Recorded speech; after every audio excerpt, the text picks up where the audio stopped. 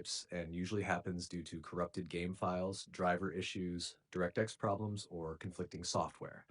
Here's a complete guide to fix it. Step 1. Check system requirements. Make sure your PC meets Hytale's minimum requirements. OS, Windows 10 64-bit CPU, quad-core 2.5 GHz plus, RAM 8 GB. GPU, NVIDIA GTX 970/AMD equivalent. DirectX 11/12, storage 20 GB plus. If your specs are below this, crashes are common. Step 2. Update graphics drivers. NVIDIA GeForce drivers, please open your app to see this link. AMD Radeon drivers, please open your app to see this link.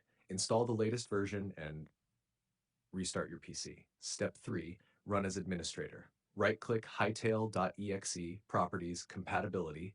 Run this program as administrator. Apply. OK. Now step 4. Verify game files. Steam Epic, Steam, Library, Hytale, Properties, Local Files, Verify integrity of game files. Epic, Library, 3 dots, Manage, Verify.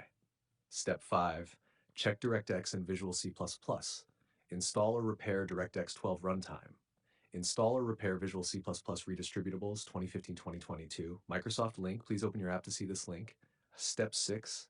Disable conflicting software. Disable Discord overlay, GeForce Experience overlay, MSI Afterburner, or other overlays. Temporarily disable antivirus, firewall. Step 7. Delete cache config files. 1.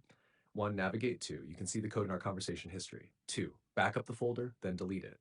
3. Launch Hytale again. Step 8. Reinstall Hytale, if needed. If crashes persist, uninstall Hytale completely. Delete leftover folders in AppData, Local, Hytale. Reinstall the latest version from Steam Epic. Pro tip: critical errors often happen right after updates. Make sure your GPU drivers, Windows, and Hytale are fully updated.